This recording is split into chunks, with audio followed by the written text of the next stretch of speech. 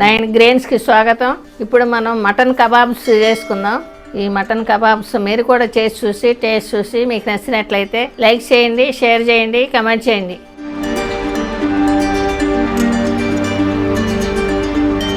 పావు KG mutton తీసుకున్నానండి. 3 whistles వచ్చేదాకా కుక్కర్లో పెట్టుకున్నాను. ఇప్పుడు ఇది కైమా లాగా విడగొట్టుకుందాం. ఇలాగా చిన్న చిన్న పీసెస్ లాగా మొత్తం ఇలాగే చేసుకుందాం. మటన్ సన్నగా చేసుకున్నానండి కైమా లాగా. ఇది పక్కన ఉంచుకుందాం.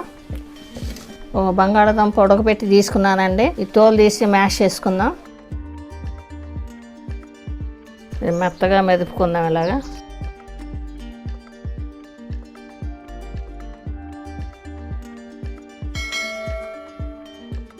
మ్యాష్ చేసుకోవటం అయిందండి. పక్కన ఉంచుకుందాం దీన్ని. ఒక ఉల్లిపాయ సన్నగా కట్ చేసుకున్నానండి. 2 పచ్చిమిర్చి సన్నగా కట్ చేశాను. ఇది కలిపేసుకుందాం. కరివేపాకు 3 రెబ్బలు సన్నగా కట్ చేశాను. కొత్తిమీర కూడా సన్నగా కట్ చేసుకున్నాను. ఇవి మొత్తం మిక్స్ చేసుకుందాం.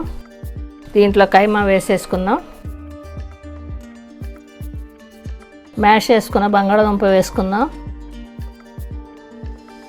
1 టీ స్పూన్ అల్లం పేస్టు, 1 టీ స్పూన్ వెల్లుల్లి పేస్టు, 1/2 టేబుల్ స్పూన్ సాల్ట్, పసుపు కొంచెం, 1 టేబుల్ స్పూన్ కారం, పావు టీ స్పూన్ మిరియాల పొడి, జీలకర్ర పావు టీ స్పూన్, 2 టీ స్పూన్ల ధనియాల పొడి.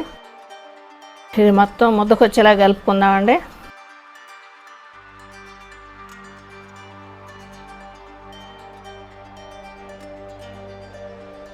కలుపుకోవటం అయిందండి. ఇది ఈ విధంగా ఉండ చేసుకుని కట్లెట్లా చేసుకుందాం.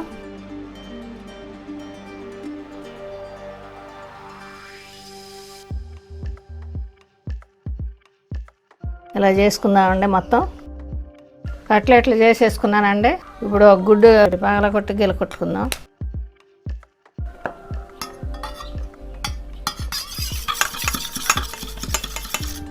స్టవ్ ముట్టించి పాన్ పెట్టుకున్నానండి. డీప్ ఫ్రైకి సరిపడా ఆయిల్ పోసుకున్నాను. ఆయిల్ వేడెక్కింది. ఈ కట్లెట్ గుడ్డు సొనలో అద్ది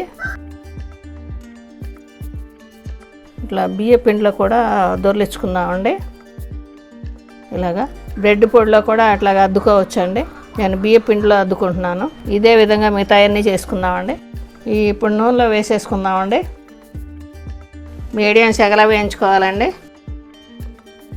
2 పక్కల కాలేలాగా అటు ఇటు తిప్పుకుంటూ ఉందామండి. 2 వైపులు సమంగా కాలుతాయి. ఇలా తిప్పుకుంటూ ఉంటే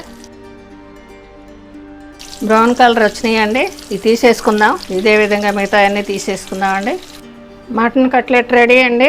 ఇదే విధంగా మీరు కూడా చేసి టేస్ట్ చూడండి.